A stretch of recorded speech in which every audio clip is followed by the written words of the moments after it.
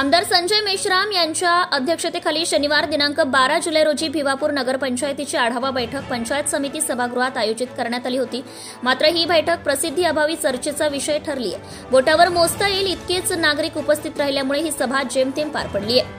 स्थानिक प्रशासनाकडून बैठकीची पुरेशी व योग्य प्रसिद्धी न केल्यामुळेच नागरिकांनी या बैठकीकडे पाठ फिरवली अशी चर्चा शहरात रंगली आहे। काही नागरिकच उपस्थित होते, त्यांनी नाल्यांचे सांडपाणी घरांमध्ये येण्यासारख्या गंभीर समस्या मांडल्या। मात्र त्या समस्या ऐकूनही त्यावर बहुतेक उत्तरं कंत्राटी कर्मचाऱ्यांकडूनच मिळाल्याने अनेकांचा अपेक्षाभंग झालाय। या बैठकीत मुख्याधिकारी वारंवार वर्धा, नागपूर, भिवापूर दरम्यान फिरत असल्यामुळे त्यांची बदली करून नव्या अधिकाऱ्यांची नेमणूक करावी अशी मागणीही नागरिकांनी केली आहे। तसेच अंतर्गत रस्त्यांची दुरावस्था, नाले सफाई, बाजार ओट्यांची अवस्था आणि तसेच पाणी शुद्धीकरण केंद्रातील अडचणी यावरही प्रश्न उपस्थित करण्यात आले।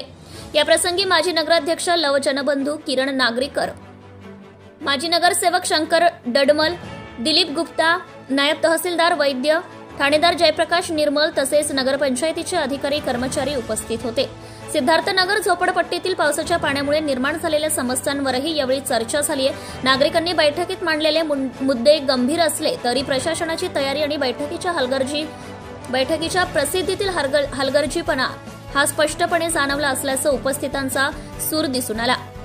भिवापूर येथे आमदार संजय मेश्राम यांच्या अध्यक्षतेखाली झालेली नगरपंचायतीची आढावा बैठक नगरपंचायत ऐवजी पंचायत समिती सभागृहात घेण्यात आली। नागरिकांना कचरा गाडीमार्फत आमंत्रण दिल्यामुळे अल्प उपस्थिती होती। याशिवाय गेल्या 4 वर्षांपासून मुख्याधिकारी हे बाहेर गावाहून ये जा करत असल्याने प्रशासनावर प्रश्नचिन्ह निर्माण झालं आहे।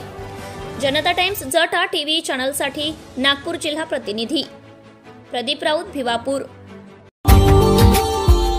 Subscribe now and press the bell icon.